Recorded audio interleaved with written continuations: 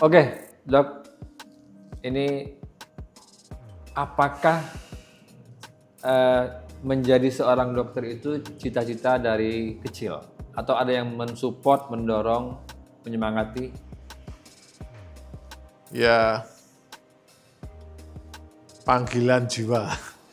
Kita kan dulu kalau lihat dokter itu, satu, banyak ketemu orang susah dan masyarakat sangat butuh. Itulah yang memicu kita untuk ambil kedokteran. Gitu loh. Awalnya situ. Dan waktu itu kan pendidikan dokter nggak mahal kayak sekarang ya.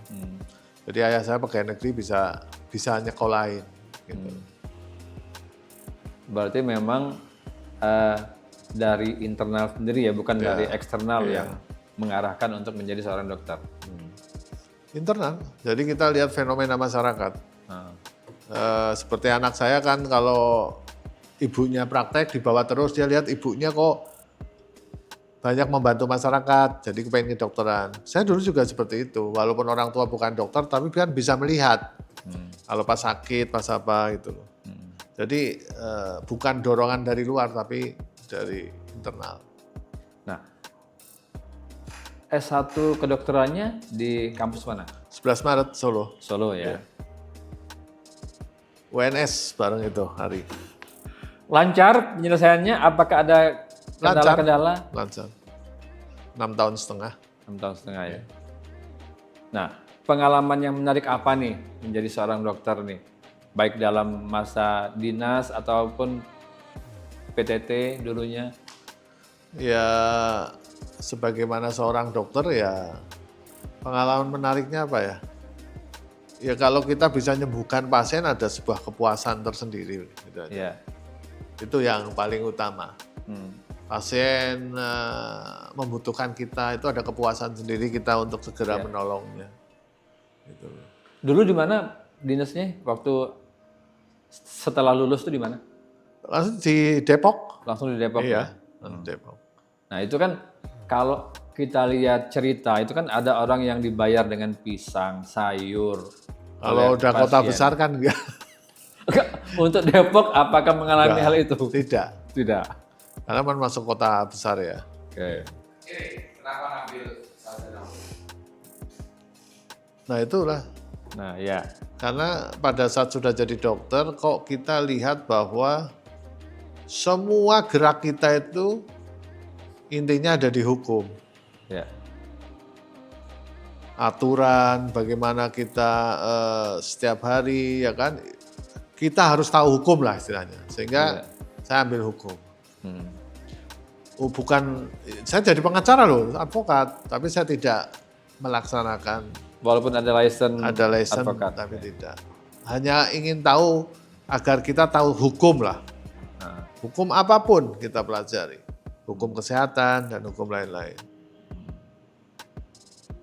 Jadi seperti Ketua ID sebelumnya Pak Daeng juga sarjana hukum ya? Sama. Cuma saya S3-nya Kesehatan Masyarakat di UI. Ya biar mengetahui kebijakan-kebijakan kesehatan yang untuk masyarakat. Gitu. Nah, kalau menurut dokter, apa kasus hukum yang sering sekali menimpa dokter itu yang seperti apa? Yang selama ini ya? Dugaan malpraktek diakibatkan karena komunikasi yang nggak baik. Jadi kita tahu harusnya ini harus masuk ranah pidana, perdata dan lain-lain. Jadi dengan sekolah hukum saya tahu semua, mengetahui lah. Gitu.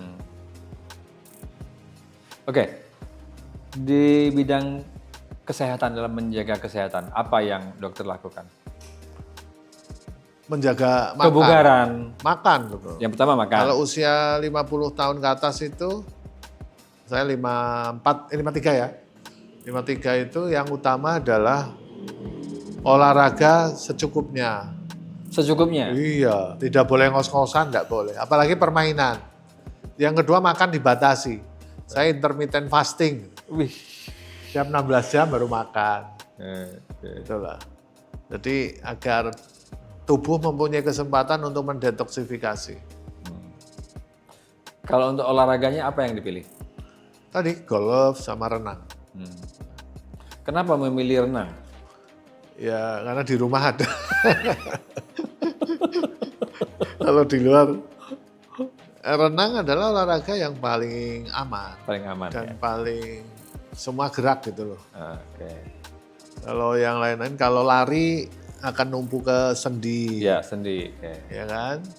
Kalau tenis itu permainan tuh berbahaya jantung, Berbahaya. Oke. Anaerobik. ya Ya. aerobik ya namanya. Kita cari yang anaerobik. Ya. Biasanya kalau satu sesi latihan renang atau berenang itu berapa lama? 1 jam cukup. Itu bisa dapat berapa meter? Ya, 1 jam itu. berapa? Nggak ngitung. Yang hitung ya, pokoknya 10. Putar bolak-balik. Nah, untuk intermittent fastingnya sudah diterapkan sejak kapan? Sejak 3 tahun yang lalu. Dulu saya gemuk tuh tadi ya. Dulu saya gemuk. Sekarang berapa nih berat? Oh, sekarang 75, 76. Itu udah berat yang ideal? Ya, Oke. dulu 90. Ya, dulu kita ketemu di misalnya. Iya, dulu mau. Oh, berarti banyak juga ya penurunannya ya? Iya, kan kita ada intermittent. Ya, oke. Jadi, tapi minum boleh, asal nggak manis. Kita udah menghindari semua gula itu kita hindari. Oke, terakhir ini apa nih saran dokter untuk anak muda supaya belajar baik, berprestasi, juga kerjanya baik, tidak asusila? Yang pertama, orang mencapai tujuan itu kan kebaikan dunia dan akhirat. Ya. Jadi ya dunia kejarlah cita-cita setinggi mungkin, mengurangi hal-hal yang kurang baik, merokok. Kalau usia muda olahraga sehat.